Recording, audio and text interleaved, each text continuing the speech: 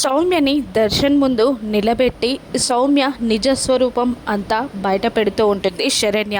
ఈ సౌమ్య కరెక్ట్ కాదండి, మిమ్మల్ని ఏదో మాయ చేస్తుందండి అని శరణ్య దర్శన్తో చెప్తూ ఉండగా దర్శన్ అయోమయంలో పడిపోతాడు. అప్పుడు దర్శన్ చేతికి బ్రాస్లైట్ లేకపోవడం చూసిన సౌమ్య, ఓహో బ్రాస్లైట్ పెట్టుకోలేదా అని గుర్తుపట్టి అయోమయంగా అమాయకురాల్లాగా ఫేస్ పెడుతుంది. మళ్ళీ శరణ్య ఇలా అంటుంటుంది, ఈరోజు గుళ్ళో మీపై కుట్ర కూడా చేసిందండి, గుళ్ళో పూజలో మీ చేత తాళి కట్టించుకోవాలని చూసింది అని సౌమ్య నిజస్వరూపాన్ని దర్శన్ ముందు శరణ్య బయట పెట్టగానే కానీ దర్శన్ ఆ మాటని నమ్మడు. సౌమ్య అమాయకమైన ఫేస్ని చూస్తూ, లేదే సౌమ్య పూజ ఉందని చెప్తే నేనే వెళ్ళానే అని అంటూ ఉంటాడు దర్శన్. దర్శన్ మాటలకి శరణ్య షాక్ అవుతుంది.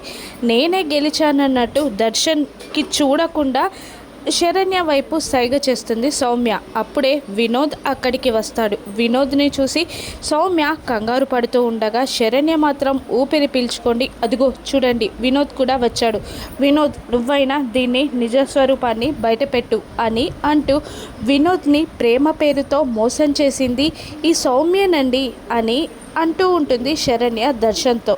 అప్పుడు వినోద్, లేదండి నన్ను ప్రేమ పేరుతో మోసం చేసింది సౌమ్య కాదండి అని అనేస్తాడు. వినోద్ మాటకి శరణ్య షాక్ అవుతుంది. నేనే గెలిచాను అన్నట్టు మళ్ళీ సౌమ్య కళ్ళెగరేస్తూ చూస్తూ ఉంటుంది శరణ్యని. వినోద్ అలా అబద్ధం ఎందుకు చెప్పాడు? శరణ్య ఆ బ్రాస్లైట్ సీక్రెట్ని కనిపెట్టగలదా? వినోద్ని మళ్ళీ నిలదీస్తుందా శరణ్య? రాను ఎపిసోడ్స్లో చూద్దాం. Thank you for watching.